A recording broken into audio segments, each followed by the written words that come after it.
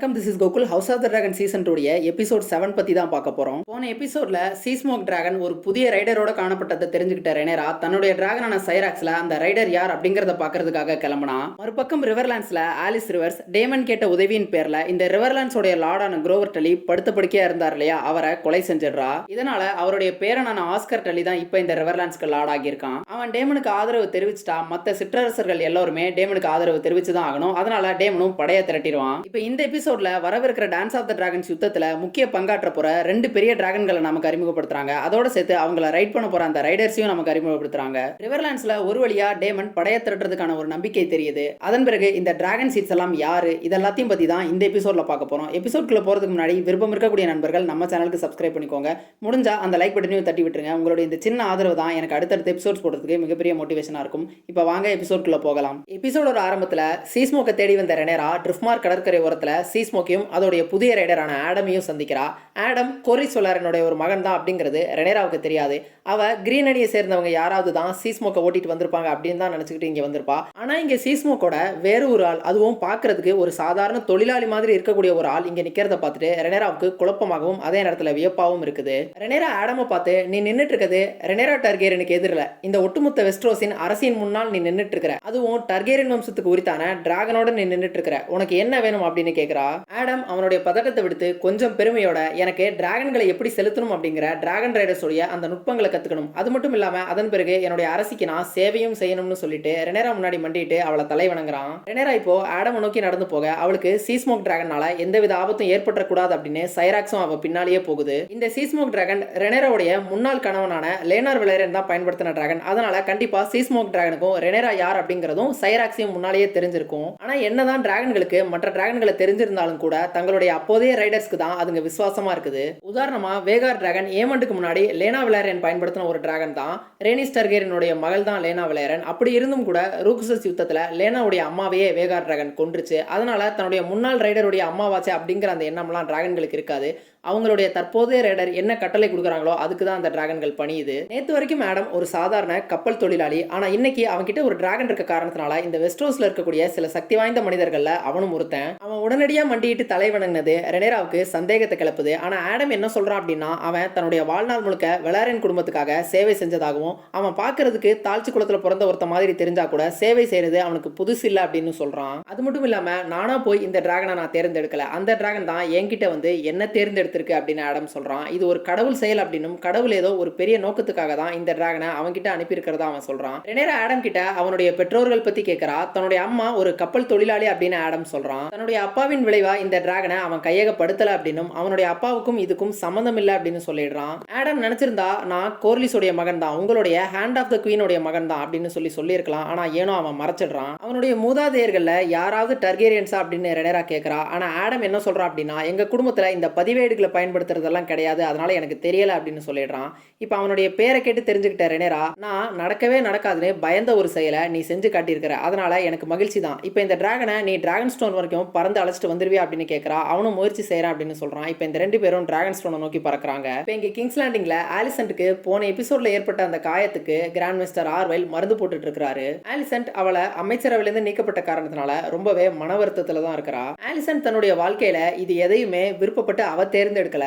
உதாரணமா ஆட்டோ ஹைட்டவர் வற்புறுத்தின காரணத்தினால தான் அவ கிங் விசேரிஸை திருமணம் செஞ்சுக்கிட்டா. அதன் பிறகு அவர் கூட குடும்பம் நடத்தினா. அதன் பிறகு அவரால் முடியாத போது இங்க ஆட்சியும் செஞ்சா. தன்னால என்ன முடியுமோ அதை இந்த அரசவைக்காக அவ செஞ்சிருக்கிறா. ஆனா இப்ப அது எதுவுமே பயனற்றதா மாறிடுச்சு. அதனால அவ ரொம்பவே மன வருத்தத்துல இருக்கிறா. அந்த அறையில ஒரு எலி போகுது. அதை பார்த்த ஆலிசன்ட் இங்க எதுவுமே சுத்தமா இல்ல அப்படின்னு சொல்றா. இப்ப அந்த அறையில இருந்து வெளியில வந்த ஆலிசன்ட் காவலாளி ரிக்கார்ட் கிட்ட, நான் இங்க இருந்து கொஞ்சம் வெளியில போகணும், நான் கிங்ஸ்வுட் காட்டு பகுதிக்கு போக விருப்பப்படுறேன் அப்படின்னு சொல்றா. இந்த கிங்ஸ்வுட் அப்படிங்கிறது கிங்ஸ் லேண்டிங் அருகில் இருக்கக்கூடிய ஒரு வனப்பகுதி தான். இந்த வனப்பகுதியில அரச குடும்பத்தை சேர்ந்தவங்க மட்டும்தான் வேட்டையாடுறதுக்கு அதிகாரம் உண்டு. போன சீசன்ல கிங் விசேரிஸ் ஏகானுடைய பிறந்தநாள் விழாவை கொண்டாடுறதுக்காக இங்க ஒரு வேட்டை திருவிழாவை நடத்திருப்பாரு. அதுவும் இந்த கிங்ஸ்வுட்ல தான். ஆலிசன்ட் பணியாட்கள் யாரும் வர வேண்டாம் அப்படின்னு சொல்லி ரெக்கார்டை மட்டும் கூப்பிடுறா. அவர் மட்டும் அவளுடைய பாதுகாப்புக்கு போதும் அப்படின்னு சொல்லி அங்க போறதுக்காக கூப்பிடுறா. ஏகான் நியமிச்ச அந்த புதிய கிங்ஸ் கார்டுகள்ல ஒருத்தன் அந்த மக்கள் திரள்ல போன எபிசோட்லயே இறந்துட்டான் போல இருக்குது. மீத 2 பேர் இங்க இருக்கிறானுங்க. ஆனா இந்த 2 பேத்தையுமே ஏமன் டர்கேரியன் வாலுக்கு கேசல் பிளாக்கு அனுப்ப போறதா சொல்றான்.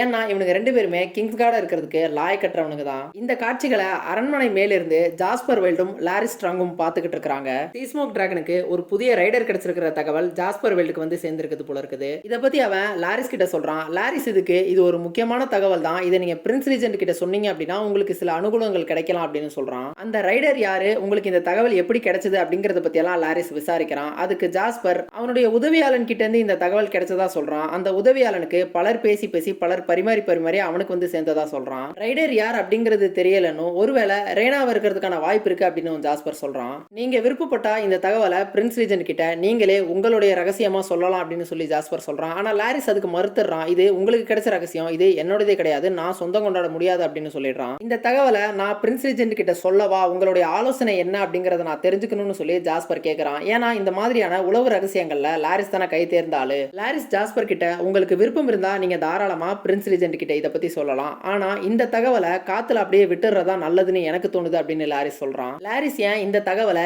ஏமன் கிட்ட சொல்ல வேணாம்னு சொல்றான்னு தெரியல. ஏன்னா இது ஒரு முக்கியமான தகவல், இந்த யுத்தத்துல மிகப்பெரிய திருப்பு முனையா கூட இது இருக்கலாம். அப்படி இருக்கும்போது இதை அவன் வேணும்னே மறைக்கிறது கொஞ்சம் சந்தேகத்தை தான் கிளப்புது. லாரிஸ் தான் இப்போ மாஸ்டர் ஆஃப் விஸ்பரர்ஸ், அதாவது இந்த உளவுத்துறைக்கெல்லாம் அவன் தான் அமைச்சர். அப்படி இருக்கும்போது அவன் அவனுடைய வேலையை சரியா செய்யல அப்படின்னு தான் நினைக்கிறேன். ஏன்னா போன எபிசோட்ல மிசாரியோட திட்டத்தின்படி மொத்த பொதுமக்களுமே கிரீனனுக்கு எதிராக திரும்பிட்டாங்க. மாஸ்டர் ஆஃப் விஸ்பரர்ஸா இருக்கக்கூடிய அவன் இதெல்லாத்தையுமே கவனிச்சு இதுக்கான முன்னேற்பாடுகள் எல்லாத்தையுமே அவன் செஞ்சிருக்கணும். இந்த தகவல்கள் எதுவுமே லாரிஸ்க்கு வந்து சேரல அப்படிங்கிறது வியப்பா தான் இருக்குது. ஒருவேளை இந்த சதிகள் எல்லாமே லாரிஸ்க்கு தெரிஞ்சு அவன் வேணும்னே அதை மறைச்சிட்டானா என்ன அப்படிங்கிறது தெரியல.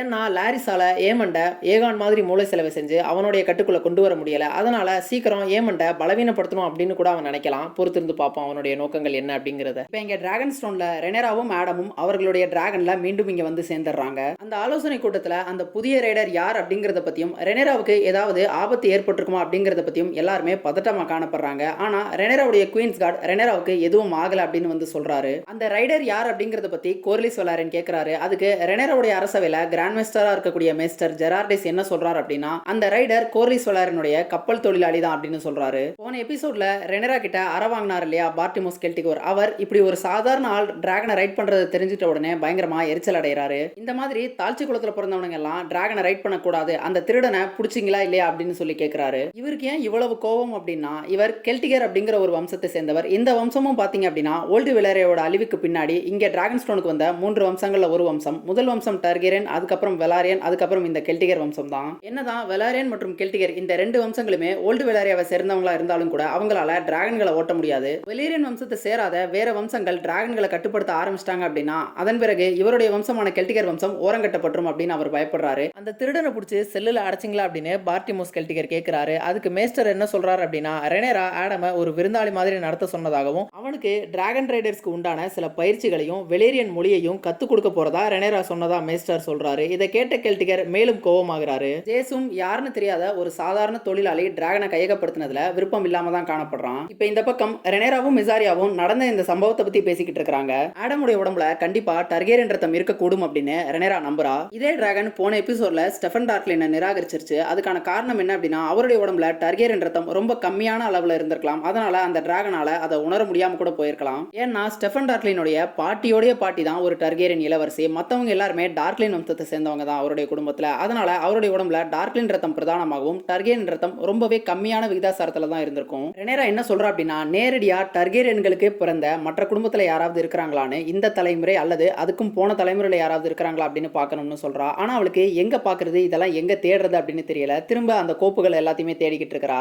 ரெனேரா இப்படி மற்ற குடும்பங்கள்ல தேடி சிரமப்பட்டு இருக்கதை பார்த்த மிசாரியா ஒரு யோசனையை முன்வைக்கிறா. மிசாரியா முன்னாடி ஒரு உல்லாச விடுதியில வேலை செஞ்சுட்டு இருந்த போது டர்கேரியன் இளவரசர்கள் எல்லாம் அந்த உல்லாச விடுதிக்கு வந்து அங்க இருக்கக்கூடிய பெண்களோட கலவி கொள்றத ஒரு வழக்கமா வச்சுட்டு இருந்ததா சொல்றா.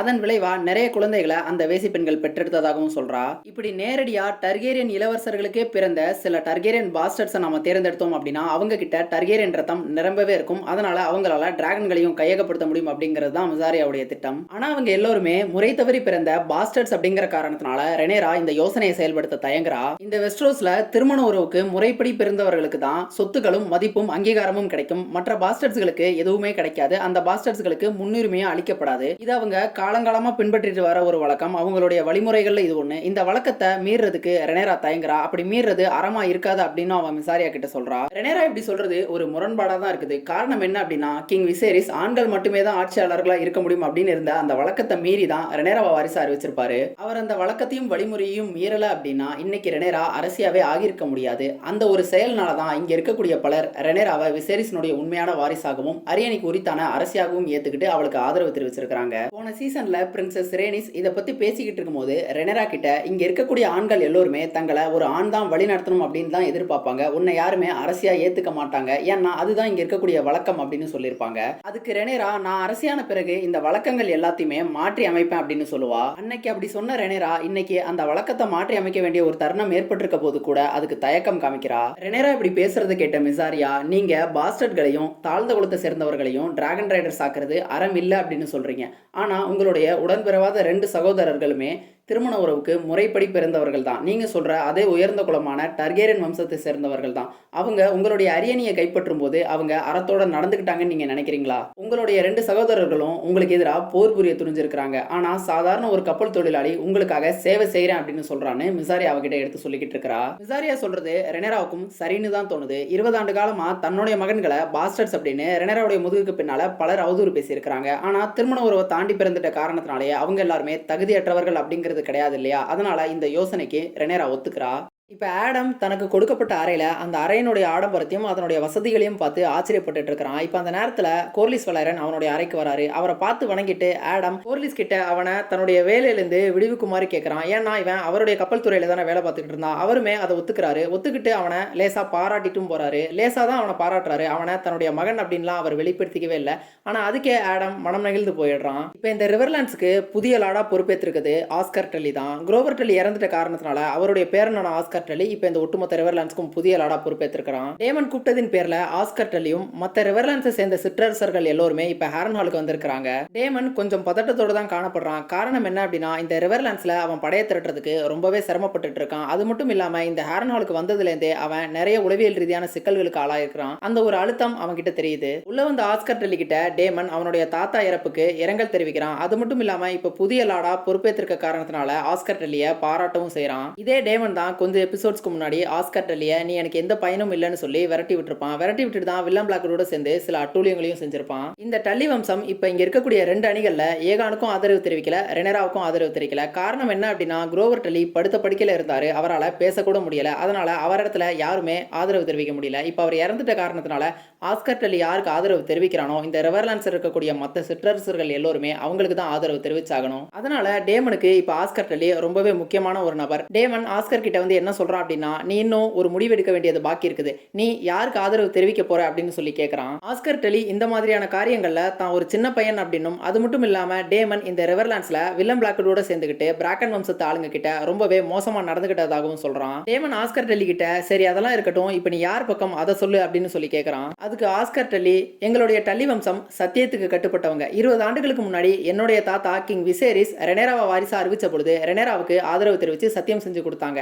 அதனால அந்த சத்தியத்தை நாங்க மீற மாட்டோம். நாங்க ரெனராவுடைய அதிகாரத்துக்கு உட்பட்டவங்க தான். அவங்களுடைய கணவனா நீங்க இருக்க காரணத்தினால கிங் கன்சார்ட்டா உங்களுடைய அதிகாரத்துக்கும் நாங்க உட்பட்ட ஆட்கள் தான் அப்படின்னு சொல்லி டேமனுக்கு அவனுடைய ஆதரவை தெரிவிக்கிறான். அப்புறம் என்ன, எல்லாமே சுமூகமா முடிஞ்சிருச்சு. மற்ற லார்ட்ஸோடைய படை வீரர்கள் எல்லாத்தையுமே நம்ம ஹாரன்ஹால்ல அணி திரட்ட வேண்டிய நேரம் வந்துருச்சு அப்படின்னு சொல்லி டேமன் வெளியில போக பாக்குறான். ஆனா அதுக்குள்ள ஆஸ்கர் டெல்லி அதுல ஒரு பிரச்சனை இருக்கிறதா சொல்றான். கொஞ்சம் எபிசோட்ஸ்க்கு முன்னாடி டேமன் சொன்னதா சொல்லி வில்லம் பிளாக்வுட் பிராக்கன் வம்சத்து ஆளுங்களுடைய நிலங்களுக்கு போய் அவங்களோட கோயில்களை எரிச்சது, அங்க இருக்கக்கூடிய பெண்கள் குழந்தைகள் இவங்க மேல வன்முறையை நிகழ்த்தினா இல்லையா, அந்த காரணத்தினால ரிவர் லார்ட்ஸ் எல்லாருமே டேமன் மேல கோவமா தான் இருக்கிறதா சொல்றான். இப்ப டேமன், ஆஸ்கர் மற்றும் சைமன் ஸ்ட்ராங் இவங்க 3 பேருமே வெளியில இருக்கக்கூடிய ரிவர் லார்ட்ஸ் கிட்ட பேசிக்கிட்டு இருக்காங்க. டேமன் என்ன சொல்றான் அப்படின்னா, ஆஸ்கர் டெல்லி அவனுடைய ஆதரவை தனக்கு தெரிவிச்சிட்டதாகவும், இங்க இருக்கக்கூடிய ரிவர் லார்ட்ஸ் எல்லாருமே சத்தியத்துக்கு கட்டுப்பட்டவங்க அப்படின்னும், அவங்க எல்லாருமே ஹவுஸ் டல்லிக்கு தான் சத்திய பிரமாணம் செஞ்சு கொடுத்திருக்க காரணத்தினால அவங்களுமே இப்ப டேமனுக்கு தான் ஆதரவு தெரிவிக்கணும் அப்படின்னு சொல்றான். அது மட்டும் இல்லாம போர் அப்படிங்கிற ஒரு சூழல் ஏற்பட்டா அவங்க எல்லாருமே தன்னுடைய படையில தனக்காக சண்டை போடணும் அப்படின்னு டேமன் சொல்றான். ஆனா அங்க இருக்கக்கூடிய ரிவர் லார்ட்ஸ்ல ஒருத்தரான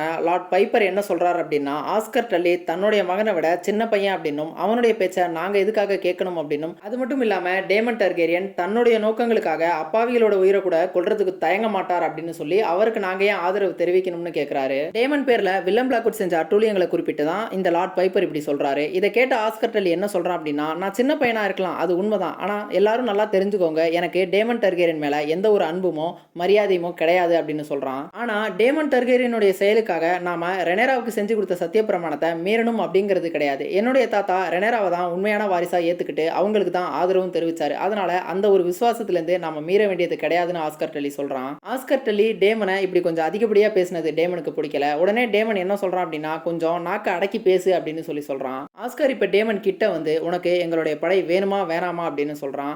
தன்னுடைய குடிமை ஆஸ்கர் கையில இருக்கு அப்படிங்கறத தெரிஞ்சுக்கிட்ட டேமன் எதுவுமே பேச முடியாம அமைதியா நிக்கிறான். ஆஸ்கர் இவ்வளவு சொல்லி கூட அங்க இருக்கக்கூடிய ரிவர்லார்ட்ஸ் எல்லாருமே ஒத்துக்கிற மாதிரி தெரியல. லேடி மேலிஸ்டர் என்ன சொல்றாங்க அப்படின்னா, இந்த ரிவர்லாண்ட்ஸ்ல இருக்கக்கூடியவங்க எல்லாருமே பழைய வழக்கங்களை கொண்டவங்க தான். அவங்க எல்லாருமே சத்தியத்துக்கு கட்டுப்பட்டவங்க தான். ஆனா அதே நேரத்துல அவங்க யாருமே நீதி தவறாதவங்க அப்படின்னு சொல்றாங்க.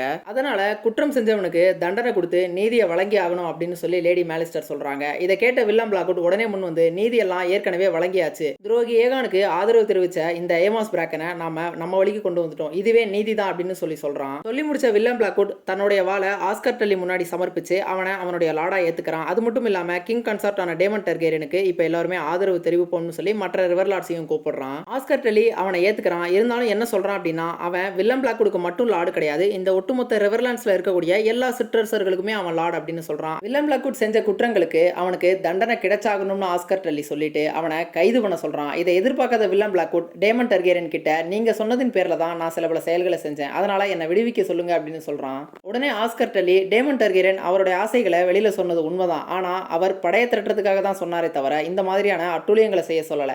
நீ தான் இந்த அட்டூழியங்களை செஞ்ச. காரணம் என்ன அப்படின்னா, உங்களுக்கும் பிராக்கன் வம்சத்துக்கும் காலங்காலமா பகை இருக்கு, அந்த பகையை தீர்த்துக்கிறதுக்காக தான் நீ இந்த காரியங்களை செஞ்ச அப்படின்னு சொன்ன ஆஸ்கர் இந்த சம்பவங்களுக்கு எல்லாம் உச்சமா போய் என்ன சொல்றான் அப்படின்னா, தெரிஞ்சோ தெரியாமலோ டேமன் டர்கேரியனும் வில்லம் பிளாக்வுட்டோட சேர்ந்து அவனுடைய செயல்களுக்கு உடந்தையா இருந்துட்டார்.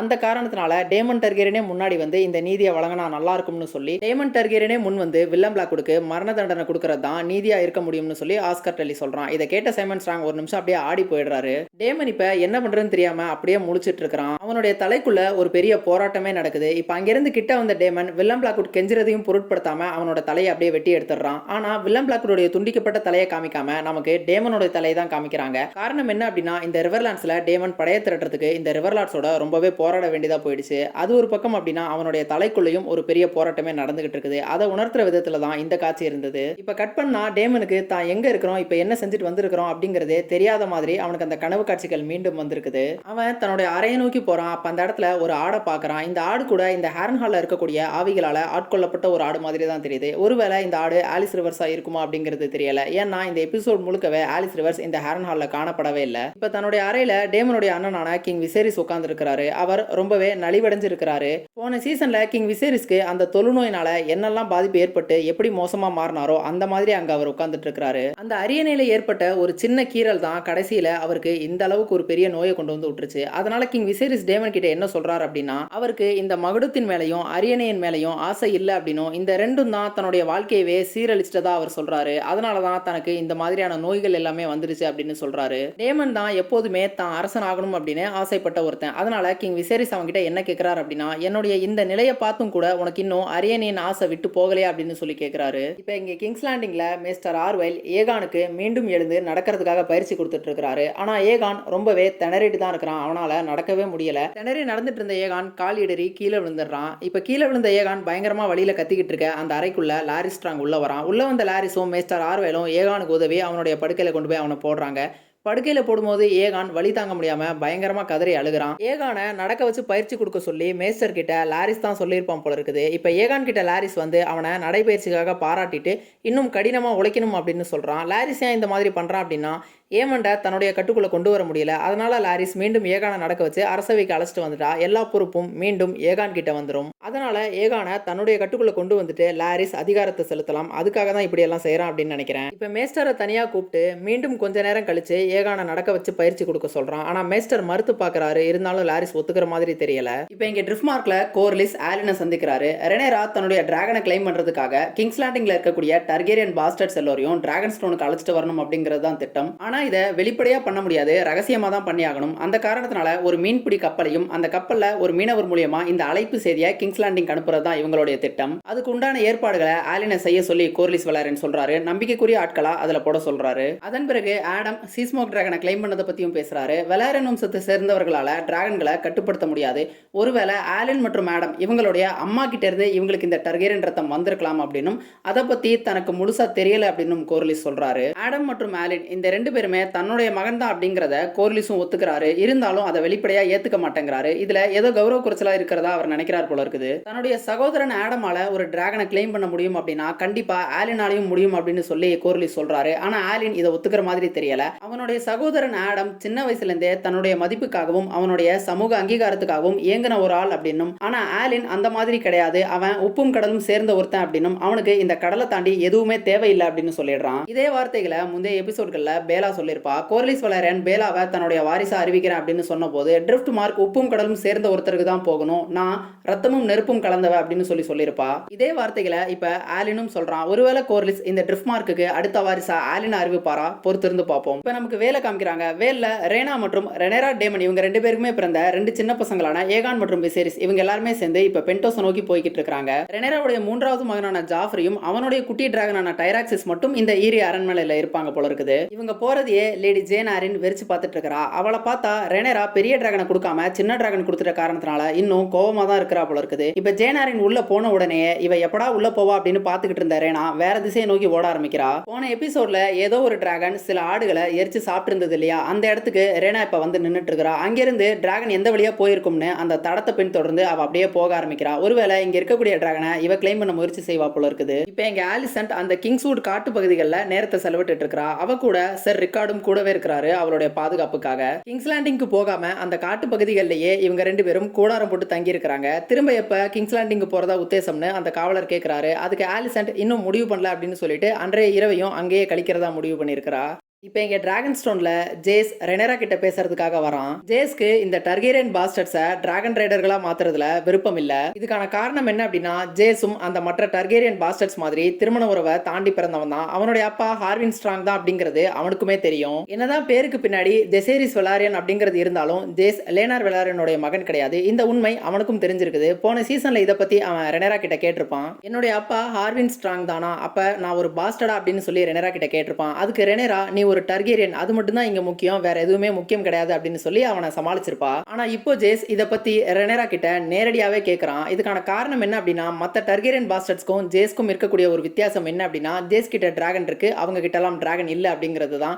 இதை தாண்டி இவங்க ரெண்டு பேருக்கும் பெரிய வித்தியாசம் இல்ல. காரணம் என்ன அப்படின்னா, ஜேஸும் பாதி டர்கேரியன், அவங்களும் பாதி டர்கேரியன்ஸ் தான். அது மட்டும் இல்லாம ஜேஸ் பாக்குறதுக்கு ஒரு டர்கேரியன் மாதிரி தோற்றம் அளிக்கல. காரணம் என்னன்னா, அவனுடைய முடி கருமை நேரத்துல இருக்குது. ஆனா மற்ற டர்கேரியன் பாஸ்டர்ஸ்களுக்கு வெண்ணிறத்துல முடி இருக்கும். அதனால அவங்க கிட்ட இருந்து இவன் வித்தியாசப்படுறது அவனுடைய டிராகன் இருக்க காரணத்தினால மட்டும்தான். ரெனேராவுக்கு பிறகு ஜேஸ் தான் அரசனாக போறான். இப்போ இந்த டர்கேரியன் பாஸ்டர்ஸ் எல்லாருக்கும் டிராகனை கொடுத்துட்டா அவங்களுக்குமே அந்த அரியணையில உரிமை இருக்குன்னு சொல்லி உரிமை கோர்றதுக்கான வாய்ப்பு இருக்குது. அதை நினைச்சுதான் ஜேஸ் இப்ப பயப்படுறான். இதை செய்ய வேண்டாம் அப்படின்னு சொல்லி ரெனேரா கிட்ட கேட்டு பாக்குறான். ஆனா ரெனேரா தனக்கு வேற வழி இல்ல அப்படின்னும், இதை விட்டா நம்மளால ஏமண்டோடைய வேகா டிராகனை வீழ்த்த முடியாது அப்படின்னு சொல்றா. அதோட இது கடவுளா போட்டு கொடுத்த ஒரு பாதை, இதுல நம்ம போய் தான் ஆகணும்னு சொல்லி ஜேஸை சமாளிக்க பாக்குறா. ஆனா அவன் சமாதானம் அடையாம அங்கிருந்து கோபமா வெளியில போயிடுறான். ஜேஸ் சொல்லக்கூடிய இந்த பிரச்சனை இந்த ஹவுஸ் ஆஃப் டிராகன் காலகட்டத்திலிருந்து பல ஆண்டுகளுக்கு பிறகு சில பாஸ்டர்களால அரியணைக்கான ஒரு கிளர்ச்சியா வெடிச்சது. அந்த கிளர்ச்சிக்கு பெயர் பிளாக் ஃபயர் ரிபல்லியன். அதையும் HBO ஷோவா பண்ணுவாங்களா என்ன அப்படிங்கிறது தெரியல, பொறுத்திருந்து பார்ப்போம். மிசாரியா இங்க ஆலின் கிட்ட அந்த டர்கேரியன் பாஸ்டர்களுக்கான அந்த அழைப்பு செய்தியை கொடுத்து வர்றா. இதை எலிண்டா கிட்ட கொண்டு சேர்க்கணும் அப்படின்னு சொல்றா.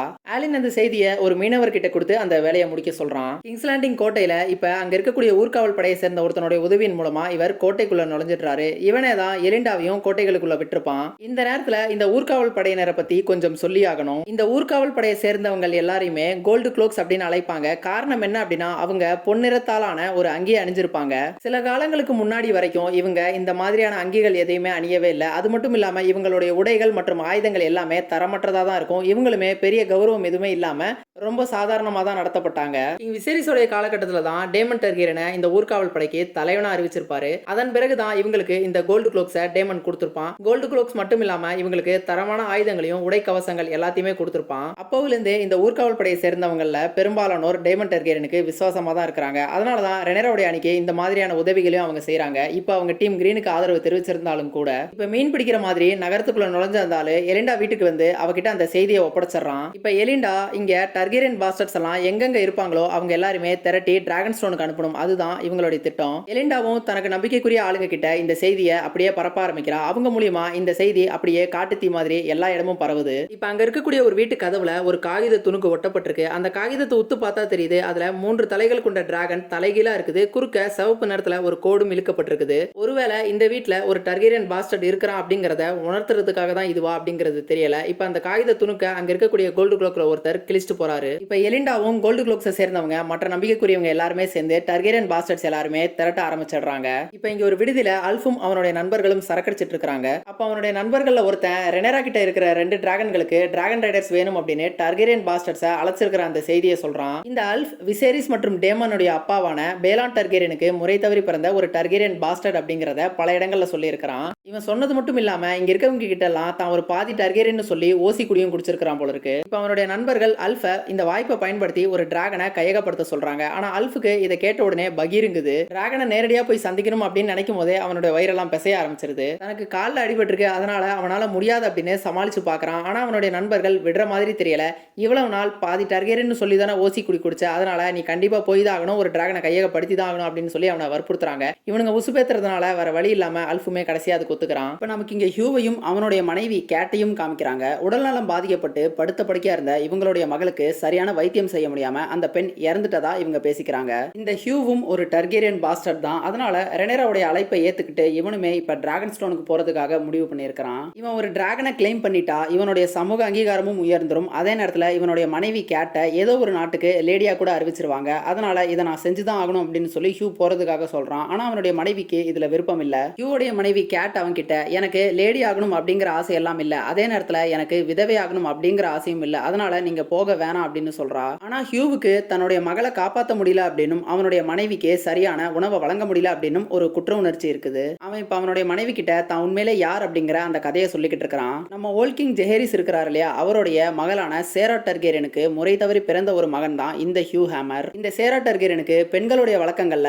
விருப்பமே இல்ல. ஒரு பெண்ணா திருமணம் செஞ்சுக்கிட்டு ஒரு பிரின்சஸா வாழணும் அப்படிங்கறதுலாம் விருப்பமே இல்ல. அதனால இவ என்ன செஞ்சிருக்கிறா அப்படின்னா ஒரு உல்லாச விடுதியில போய் வேலை செஞ்சிருக்கிறா. அதன் விளைவா தான் ஹியூ பிறந்ததா அவன் சொல்லிக்கிட்டு இருக்கிறான். சேரா டார்கெரியனுடைய இந்த மாதிரியான செயல்களால கிங் ஜெஹேரிஸ்க்கு அவளை சுத்தமா பிடிக்காம போயிருச்சு. கடைசி காலத்துல நீ என்னுடைய மகளே இல்லைன்னு சொல்ற அளவுக்கு அவர் இவளை வெறுத்துட்டாரு. இந்த சேரா டார்கெரியன் விசேரிஸ் மற்றும் டேமனுடைய அப்பாவான பேலான் டார்கெரியனுக்கு சகோதரியும் கூட. ஹியூ சின்ன பையனா இருக்கையில அவனுக்கும் டேமன் மற்றும் விசேரிஸ்க்கும் எந்த வித்தியாசமும் இல்ல, அவங்க பாக்குறதுக்கு ஒரே மாதிரி இருந்ததா சேரா ஹியூ கிட்ட சொன்னதா அவன் சொல்லிக்கிட்டு இருக்கிறான். இவ்வளவு நாள் தன்னுடைய டார்கெரியன் அடையாளத்தை மறைச்சிட்டு வாழ்ந்துட்டு இருந்த ஹியூ இப்ப கடைசியா டிராகன் ஸ்டோனுக்கு போறதுக்காக முடிவு செஞ்சிருக்கான். இப்ப இந்த டார்கெரியன் பாஸ்டர்ட்ஸ் எல்லாரும் கிங்ஸ் லேண்டிங் கடற்கரையில இருந்து டிராகன் ஸ்டோனுக்கு போய்கிட்டு இருக்காங்க. ஆலின் இவங்க எல்லாருமே கப்பல்ல ஏத்தி அனுப்பி விட்டுட்டு இருக்கான். இப்ப ஆலிசன்ட் அதே கிங்ஸ்வுட் காட்டு பகுதிகளில் தான் இன்னமும் நேரத்தை செலவிட்டு இருக்கா. ஆலிசன்ட் கிங் விசேரிஸை திருமணம் செஞ்சுக்கிட்ட பிறகு அவ இந்த அரசியலுக்குள்ள எப்ப நுழைஞ்சாலோ அப்போவிலிருந்தே அவ பச்சை நேரத்துல தான் உடை அணிஞ்சுக்கிட்டு இருந்திருக்கா. அதுக்கு முன்னாடி எல்லாம் அவ நீல நேரத்துல தான் உடை அணிஞ்சுக்கிட்டு இருந்திருப்பா. இந்த காட்சியில ஆலிசன்ட் தான் திருமணத்துக்கு முன்னாடி எப்படி இருந்தாலோ அதே மாதிரி நீல நேரத்துல உடை அணிஞ்சிருக்கிறா. இதுக்கான காரணம் என்னவா இருக்கும் அப்படின்னா அவ இப்போ இந்த அரசியல் எல்லாத்தையுமே விடுத்து அவ தன்னுடைய பால்ய காலத்துல எப்படி இருந்தாலோ அதே மாதிரி இப்ப மீண்டும் திரும்பிட்டா அப்படிங்கறத உணர்த்துற விதமா இருக்கலாம். அங்க இருக்கக்கூடிய ஒரு ஆத்துல ஆலிசன்ட் குளிக்கவும் செய்யறா. கிங்ஸ் லேண்டிங்ல இருக்கும் போது இங்க எதுவுமே சுத்தமா இல்ல அப்படின்னு சொல்லியிருப்பா. ஒருவேளை தன்னையும் சுத்திகரிக்கிறதுக்காக தான் இங்க வந்திருக்கிறாளா. இப்ப அந்த டார்கெரியன் பாஸ்டர்ட்ஸ் எல்லாருமே டிராகன் ஸ்டோனுக்கு வந்து சேர்ந்துடுறாங்க. இங்க சில டிராகன் கீப்பர்ஸ் இருப்பாங்க இல்லையா, அவங்களுக்கு ரெனேரா செய்யற இந்த செயல்ல உடன்பாடு இல்ல. அதனால அவளை வன்மையா கண்டிக்கிறாங்க. இதை செய்யக்கூடாது அப்படின்னு சொல்றாங்க. இந்த டிராகன் கீப்பர்ஸ் எல்லாரும் பாத்தீங்க அப்படின்னா இவங்களுமே வெலேரியாவை சேர்ந்தவங்க தான். அதனால இவங்களுக்கு டிராகன்களை வெலேரியன் இனத்தை சேர்ந்தவர்கள் மட்டும்தான் ரைட் பண்ணணும் அப்படிங்கிறது எண்ணம். மத்த இனத்தை சேர்ந்தவங்க இதை ரைட் பண்றது அவங்களுக்கு பிடிக்காது. போன எபிசோட்ல ரெனேரா ஸ்டெஃபன் டார்க்லினை டிராகனை ரைட் பண்றதுக்காக முயற்சி செஞ்சிருப்பா. ஸ்டெஃபன் டார்க்லின் பாத்தீங்க அப்படின்னா ஆண்டல் அப்படிங்கிற ஒரு இனத்தை சேர்ந்தவர் தான். அவருமே வெலேரியன் கிடையாது. என்னதான் அவருடைய உடம்புல டார்கெரியன் ரத்தம் இருந்திருந்தாலும் கூட அவர் டார்க்லின் அப்படிங்கிற காரணத்தினால இனத்தால அவர் ஆண்டலா தான் அடையாளம் காணப்படுவாரு. அதனால அதுலயே இவங்களுக்கு கொஞ்சம் உடன்பாடு இல்ல போல இருக்குது. இந்த வெஸ்ட்ரோஸ்ல ஃபர்ஸ்ட்மன், சில்ட்ரன் ஆஃப் த ஃபாரஸ்ட், ஆண்டல், ரோயினார் இந்த மாதிரி பல இனங்கள் இருக்குது. அதுல ஒரு இனம் தான் இந்த ஆண்டல் அப்படிங்கிற இனம். அதை சொல்லி தான் அந்த டிராகன் கீப்பர்ஸ் வந்து இதுக்கு மறுப்பு தெரிவிக்கிறாங்க. வெலேரியன் மட்டும் தான் இதை ரைட் பண்ணணும், மற்ற இனத்தை சேர்ந்தவர்கள் பண்ணக்கூடாது அப்படின்னு சொல்றாங்க. அவங்கள பொறுத்தளவுக்கு இந்த டிராகன்ஸ் எல்லாமே பாத்தீங்க அப்படின்னா அழிஞ்சு போன வெலேரியாவிலிருந்து எஞ்சின ஒரு கடைசி அற்புதம். அதை இப்படி தங்களுடைய சுய லாபத்துக்காக பயன்படுத்துறது அவங்களுக்கு பிடிக்கல அப்படின்னு சொல்றாங்க. ஆனா ரெனேரா இந்த யுத்தத்தை தவிர்க்கிறதுக்காக தான் இதை நான் செஞ்சாக வேண்டிய கட்டாயத்துல இருக்கிறேன் அப்படின்னு சொல்லி அவங்கள சமாதானப்படுத்தி பார்க்கறா. இருந்தாலும் அவங்க சமாதானமான மாதிரி தெரியல. எங்களுக்கு இதுல எந்த பங்கும் இல்ல அப்படின்னு சொல்லிட்டு அங்க இருந்து நகர்ந்துடுறாங்க. இப்ப ரெனேரா அங்க வந்திருக்கவங்க கிட்ட பேச ஆரம்பிக்கிறா. ரெனேரா முதலா டிராகனை கையகப்படுத்தின போது அவளுக்கு டிராகன்களை பத்தியும் அதை எப்படி கையகப்படுத்தணும் அப்படிங்கறத பத்தியும் எல்லாமே தெரிஞ்சுட்டதா உணர்ந்ததாகவும், ஆனா இப்ப யோசிச்சு பார்க்கல தனக்கு தெரிஞ்சதெல்லாம் வெறும் கைமண் அளவுதான் அப்படிங்கறத சொல்றா. ஒரு டிராகன் ஒருத்தரை டார்கெரியன் ரத்தம் இருக்க காரணத்தினால தேர்ந்தெடுக்கலாம், இல்ல அப்படின்னா அவங்களுடைய மதிப்பை பார்த்து தேர்ந்தெடுக்கலாம், இல்லனா வேற ஏதாவது காரணங்கள் கூட இருக்கலாம். அது எதுவுமே நமக்கு முழுமையா தெரியாது அப்படின்னு சொல்லி சொல்றா. உங்கள எல்லோருமே உங்களுடைய பழைய வாழ்க்கைய பாதியில விட்டுட்டு தான் இங்க வந்திருக்கிறீங்க. உங்கள சிலர் உங்களுடைய பழைய வாழ்க்கைக்கு திரும்ப போக முடியாம மரணத்தை கூட தழுவுறதுக்கான வாய்ப்பு இருக்குது. ஆனா ஒருவேளை நீங்க டிராகன்களுக்கு முன்னாடி உங்களுடைய மரணத்தை கடந்து இந்த டிராகன்களை நீங்க கையகப்படுத்திட்டீங்க அப்படின்னா உங்களுடைய வாழ்க்கை முறையே மாறிடும். டிராகனை சந்திச்சவங்க ஒண்ணு மரணத்தை தழுவுவாங்க, இல்ல அப்படின்னா அவங்க சக்தி வாய்ந்த மனிதரா மாறுவாங்க. நீங்க என்னவா மாற போறீங்க அப்படிங்கறத டிராகனும் அந்த கடவுளும் தீர்மானிக்கட்டும்னு ரெனேரா சொல்றா. இங்க இருக்கக்கூடிய டிராகன்கள்லயே வேகாருக்கு அடுத்து மிகப்பெரிய டிராகன் எது அப்படின்னு பாத்தீங்கன்னா வெர்மித்தார் டிராகன் தான். அதை சந்திக்கிறதுக்காக தான் இப்ப இவங்க போய்கிட்டு இருக்காங்க. சென்ற எபிசோட்ல சீஸ்மோக் டிராகனை இந்த டிராகன் கீப்பர்ஸ் எல்லாரும் சேர்ந்து டிராகன்களை அமைதிப்படுத்தக்கூடிய அந்த பாடலை பாடி அழகா கூப்பிட்டாங்க. ஆனா இப்போ அவனுங்க எல்லாருமே கோச்சுக்கிட்டு போயிட்ட காரணத்தினால ரெனேரா தானே இந்த செயலை செய்யறதுக்காக முன் வந்திருக்கிறா. அங்க வந்த ரெனேரா வெளிரன் மொழியில வெர்மித்தார் டிராகனை மேலெழுந்து வர சொல்லி அழைப்பு விடுக்கிறா. இங்க இருக்கிறவங்க எல்லாரும் பதட்டமா இருக்க இருள் பூசின அந்த குகைக்குள்ள இருந்து வெளிச்சத்தை நோக்கி அந்த பிரம்மாண்டமான டிராகன் அப்படியே முன்னாடி வந்து நிக்குது. அந்த டிராகனை பார்த்த எல்லாருமே அப்படியே பிரமிச்சு போயிடுறாங்க. இந்த டிராகனை பார்த்த அல்ஃப் எல்லாம் பயத்துல கலங்கி போய் தான் காணப்படுறான். ஆனா ரெனேரா எந்தவித கலக்கத்துக்கும் ஆளான மாதிரி தெரியல. அவ தைரியமா அந்த டிராகனை அப்படியே அமைதி அடைவாயாக அப்படின்னு சொல்லி வெளிரியன் மொழியில அதை சாந்தப்படுத்திக்கிட்டு இருக்கிறா. இப்படி எல்லாருமே பயத்துல நிற்க ரெனேரா எந்தவித பயத்தையும் வெளிக்காட்டாம அவ்வளவு பெரிய டிராகனை சாந்தப்படுத்தி மத்தவங்க முன்னாடி தான் ஒரு டிராகன் குவீன் தான் அப்படிங்கறத நிரூபிச்சிட்டு இருக்கா. அந்த டிராகனும் அவளுக்கு பணிஞ்சு அவ முன்னாடி அதனுடைய தலையை அப்படியே தாழ்த்தி கொடுக்குது. ரெனேரா அதனுடைய தாடையில அப்படியே அழகா மெலிதா வருடி கொடுக்குறா. ரெனேராவுக்கு பின்னாடி அந்த டிராகன் அப்படியே பிரம்மாண்டமா நிற்க ரெனேரா இவங்க எல்லாருமே பார்த்து உங்கள யார் முதல்ல வரீங்க அப்படின்னு சொல்லி கேட்கிறா. இந்த சவாலை ஏத்துக்கிட்டு ஒருத்தன் அங்க முன்னாடி வந்து நிக்கிறான். இதுக்கு மேல ரெனேரா கிட்ட சொல்றதுக்கு எதுவும் இல்லை அப்படின்னு சொல்லிட்டு அவ உள்ள போயிடுறா. அவ கூட சேர்ந்து வந்தவங்க எல்லாருமே உள்ள போயிடுறாங்க. இப்ப முதல் தளத்துக்கு போன ரெனேரா கீழே நடக்கக்கூடிய இந்த சம்பவங்கள் எல்லாத்தையும் மேல இருந்து பாத்துக்கிட்டு இருக்கிறா. இப்ப முன்னாடி வந்தவன் தன்னுடைய கைகளை தயங்கி வெர்மித்தார் டிராகனை நோக்கி உயர்த்துறான். ஆனா அந்த டிராகன் அவனை எரிச்சு விட்டுருது. ரெனேரா இவனுங்க எல்லாத்தையும் தனக்கு உணவா கொடுத்துட்டான்னு அந்த டிராகன் நடிச்சதா என்ன அப்படிங்கிறது தெரியல. இப்ப நாலா பக்கமும் நெருப்ப கக்க ஆரம்பிச்சிருது. மாட்டினவனுங்க எல்லாருமே சாப்பிடவும் ஆரம்பிச்சிருது. டிராகன் இப்படி நெருப்ப கக்கினதை பார்த்த எல்லாருமே பயந்து அப்படியே ஓட ஆரம்பிக்கிறாங்க. சிலர் அதுல எரிஞ்சும் போயிடுறாங்க. டிராகனுடைய தாடையில் அடிபட்டு பலர் கீழே குகைக்குள்ள விழுந்துடுறாங்க. அதுல அல்ஃபும் ஹியூ எல்லாருமே கீழே விழுந்துடுறானுங்க. கீழே விழுந்த அல்ஃப் அங்கிருந்த ஒரு தீப்பந்தத்தை எடுத்துக்கிட்டு அந்த குகை வழியாவே வெளியில தப்பிச்சிடலாம்னு டிராகன் கன்ல மாட்டாம உள்ள நுழைஞ்சு போய்கிட்டு இருக்கான். மறுபக்கம் மாட்டினவனுங்க எல்லாருமே வெர்மித்தார் டிராகன் தன்னுடைய நெருப்பால வறுத்து சாப்பிட்டுக்கிட்டு இருக்குது. அங்க ஒரு பாறை இருக்குது. அந்த பாறைக்கு பின்னாடி ஹியூவும் இன்னொரு பெண்ணும் மறைஞ்சு ஒளிஞ்சு உட்கார்ந்துட்டு இருக்காங்க. டிராகன் அசந்த நேரம் இவங்க ரெண்டு பேரும் தப்பிச்சிடலாம்னு அங்க இருந்து ஓட ஆரம்பிக்கிறாங்க. ஆனா டிராகன் இவங்க ரெண்டு பேருமே பார்த்து இவங்க ரெண்டு பேருமே சாப்பிடுறதுக்காக கிட்ட வந்து சேருது. இப்ப ஹியூ அதுகிட்ட இருந்து தப்பிச்சிடறான். ஆனா அந்த பொண்ணு மாட்டிக்கிறா. அந்த பொண்ணை டிராகன் எரிக்கிறதுக்கு முன்னாடி ஹியூ சத்தம் போட்டு அந்த டிராகனுடைய கவனத்தை தன் பக்கம் ஈர்க்கிறான். இவ்வளவு நேரம் தன்னுடைய உயிரை காப்பாத்திக்கிறதுக்காக ஓடிக்கிட்டு இருந்த ஹியூ கடைசியா மரணத்தை துச்சமா நினைச்சு தன்னுடைய உயிரை கொடுத்து அந்த பொண்ணை காப்பாத்துறதுக்காக துணிஞ்சிடறான். அவன் துணிவா அந்த டிராகன் முன்னாடி போய் நின்னு நான் தயாரா தான் இருக்கிறேன், என் மேல நெருப்பு உமிழ்ந்து என்னைய சாவடி அப்படின்னு சொல்லி ஆங்காரமா நின்னுகிட்டு இருக்கிறான். அந்த டிராகனும் நெருப்ப கக்கிறதுக்காக தயாரா தான் இருக்குது. ஆனா ஹியூ பின்வாங்கின மாதிரி தெரியல. அந்த டிராகன் முன்னாடி நின்னு வா என்னைய எரிச்சு சாம்பலாக்குன்னு பயங்கரமா கத்துறான். மரணத்துக்கு துணிஞ்ச ஒருத்தனை தான் இந்த வெர்மித்தார் டிராகன் தன்னுடைய ரைடரா தேர்ந்தெடுக்கும் போல இருக்குது. அது அவனை சீண்டிக்கிட்டு இருந்தது இல்லையா, அந்த சீண்டல் அப்படியே நிறுத்திட்டு அவன் முன்னாடி தன்னுடைய தலையை தாழ்த்தி அப்படியே பணியுது.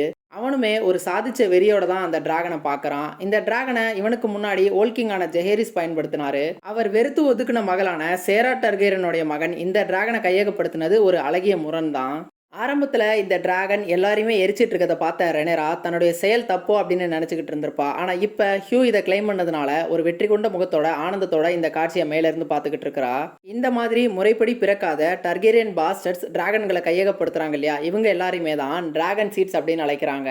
ஜேஸ் முன்னாடி சொன்னா இல்லையா, இந்த மாதிரி டார்கெரியன் பாஸ்டர்ஸ்களுக்கு டிராகன் கிடைச்சிட்டா அவங்களுமே அரியணைக்கு உரிமை கோர ஆரம்பிச்சிருவாங்க அப்படின்னு. இப்ப ஹியூ கிட்ட பாத்தீங்க அப்படின்னா உலகத்திலேயே 2வது பெரிய டிராகன் இருக்குது. அவனுமே ஓல்டு கிங்கான ஜெஹரிஸோடைய பேரன் தான். அவர் பயன்படுத்தின டிராகனையும் அவன் வச்சிருக்கிறான். பார்க்க போனா ஜேஸை விட ஹியூக்கு அந்த அரியணைக்கான கிளைம் அதிகமாவே இருக்குது. இதை நினைச்சு தான் ஜேஸ் பயந்திருப்பான். இப்ப குகைக்குள்ள போன அல்ஃப் எனக்கு டிராகனும் வேணாம் ஒன்றும் வேணாம், என்னை உயிரோட விட்டிங்கன்னா போதுண்டா சாமின்னு அங்கிருந்து தப்பிக்கிறதுக்காக போய்கிட்டு இருக்கிறான். அந்த குகை முழுக்கவே டிராகனுடைய கழிவுகளால் நிரம்பி இருக்குன்னு நினைக்கிறேன். அவன் அதுல காலை வச்சுட்ட காரணத்தினால அவனால ஒழுங்கா நடக்க முடியல. இப்ப இடறி இடறி நடந்து வந்தவன் அங்க இருக்கக்கூடிய முட்டை அடையில அப்படியே காலை வச்சிடறான். இப்ப அல்ஃப் அந்த முட்டையில காலை வச்ச உடனே ஏதோ ஒரு டிராகன் தனக்கு பின்னால ஒரு முறை மாதிரி தெரியுது. திரும்பி பார்த்தா அங்க மிகப்பெரிய ஒரு டிராகன் இருக்குது. இந்த டிராகனுடைய பேர் தான் சில்வர் விங். இந்த டிராகன் கிங் ஜெஹரிஸோட மனைவியான குவீன் ஆலிசனுடைய டிராகன். அந்த டிராகன் அவனை எரிக்கல, மாறா என்ன செய்யுது அப்படின்னா அந்த முட்டையிலிருந்து அவனை அப்படியே தள்ளி பின்னாடி விடுது. அல்ஃப் அப்படியே இடறி அந்த டிராகன் கழிவு நீர்ல அப்படியே விழுந்துடுறான். அல்ஃப் பயத்துல அவனுடைய கண்களை மூடிக்கிட்டு இருக்கிறான். வழி இல்லாம தன்னை கொன்னா பரவாயில்லன்னு நினைக்கிற மாதிரி இருக்கு அவனை பாக்குறப்போ. ஆனா இவன் எதிர்பார்த்த மாதிரி சில்வர் விங் அவனை எதுவுமே செய்யல. தன்னுடைய தலையை தாழ்த்தி அவனை ரைடரா தேர்ந்தெடுத்துருச்சு. அவனே கூட இதை எதிர்பார்த்திருக்க மாட்டான். இப்ப அவன் பயங்கர மகிழ்ச்சியா காணப்படுறான். டிராகனுடைய கழிவு நீர்ல விழுந்த காரணத்தினால அவன் ஞானஸ்நானம் பெற்றுட்டானா என்ன அப்படிங்கிறது தெரியல. இவ்வளவு எளிதில் அந்த டிராகன் அவனை தேர்ந்தெடுத்துருச்சு. இப்ப கட் பண்ணா ஏமண்டோடைய ஆலோசனை கூட்டத்துல ஹைட்டவர் படை மெதுவா முன்னேறிட்டு இருக்கதாகவும் ஆலிசண்டோடைய மகன் டேரான் டர்கெரியன் அவனுடைய டிராகனான டெசாரியான்ல விரைவாவே அவங்க கூட வந்து கலந்துக்க போறதாகவும் பேசிக்கிட்டு இருக்காங்க. அந்த நேரத்துல வெளியில இருக்கக்கூடிய வீரர்கள் எல்லாம் டிராகன் டிராகன் அப்படின்னு கூச்சல் போட ஆரம்பிக்கிறாங்க. ஏமண்ட் என்ன சத்தம்னு வெளியில போய் பார்க்கறான். அங்க பார்த்தா வானத்துல சில்வர் விங் டிராகன் பறந்துகிட்டு இருக்குது. அல்ஃபுக்கு இந்த டிராகன் சவாரி ரொம்பவே பிடிச்சிருக்குது. திண்ணையில கிடந்தவனுக்கு திடுக்குன்னு வந்துச்சா கல்யாணங்கிற மாதிரி நமக்கு இப்படி ஒரு சான்ஸ் ஆனு பயங்கர கொண்டாட்டமான நிலையில அவன் அந்த டிராகன் ரைடர் ரசிச்சுக்கிட்டு இருக்கிறான். இப்ப ஏமண்ட் கீழே வந்து தன்னுடைய குதிரையில போய் வேகார் டிராகனை சந்திக்கிறதுக்காக போய்கிட்டு இருக்கிறான். வேகாரை எடுத்துக்கிட்டு சில்வர் விங்கை பின்தொடரணும் அப்படிங்கறதான் இவனுடைய எண்ணம். இப்ப ஏமண்ட் தன்னுடைய வேகார் டிராகன்ல சில்வர் விங்கை துரத்துக்கிட்டு பின்தொடர்ந்து போய்கிட்டு இருக்கிறான். இப்பவே இந்த டிராகனை கொண்டுறணும் அப்படிங்கிற ஒரு எண்ணத்துலதான் ஏமண்ட் அவனுடைய டிராகனான வேகார் எடுத்துட்டு பின்தொடர்ந்து போய்கிட்டு இருந்திருப்பான். ஆனா டிராகன் ஸ்டோனை கிட்ட நெருங்குற அந்த சமயத்துல ஏமண்ட் என்ன நினைச்சான் அப்படிங்கிறது தெரியல. வேகார் டிராகனை திருப்பிக்கிட்டு கிங்ஸ்லாண்டியை நோக்கி பறந்துடலாம் அப்படின்னு முடிவு பண்ணிடுறான். வேகார் முதல்ல பணியை மறுக்குது. இருந்தாலும் வேற வழி இல்லாம கடைசியா அதுவுமே கிங்ஸ்லாண்டியை நோக்கி பறக்க ஆரம்பிச்சிருது. இப்ப நமக்கு டிராகன் ஸ்டோனை காமிக்கிறாங்க. அங்க ரெனேரா தன்னுடைய டிராகனான சைராக்ஸோடையும் தனக்கு பின்னால வெர்மித்தார் டிராகனோடையும் டிராகன் ஸ்டோன் கோட்டைகளுக்கு மேல சில்வர் விங்கோடையும் அங்க நின்னுகிட்டு இருக்கா. இங்க ஒன்றுக்கு மேற்பட்ட டிராகன்கள் இருக்குது அப்படிங்கறத தெரிஞ்சுக்கிட்ட ஏமண்ட் அதனாலதான் திரும்ப ஓடிட்டான். ஏமண்ட புறமுதுகிட்டு ஓட வச்சுட்ட ஒரு வெற்றி கழிப்புல ரெனேரா அங்க நின்னுகிட்டு இருக்கதை பார்க்க முடியுது. இதோட இந்த எபிசோட் நமக்கு இங்க முடியுது. இது வரைக்கும் தொடர்ந்து பார்த்த எல்லா நண்பர்களுக்குமே நன்றி. விருப்பம் இருந்தா நம்ம சேனலுக்கு சப்ஸ்கிரைப் பண்ணி உங்களுடைய சின்ன ஆதரவு தெரிவிங்க. உங்களுடைய இந்த ஆதரவு தான் எனக்கு அடுத்தடுத்த எபிசோட்ஸ் போடுறதுக்கு பெரிய மோட்டிவேஷனா இருக்கும். ஃபினாலே எபிசோட்ல சந்திப்போம். நன்றி.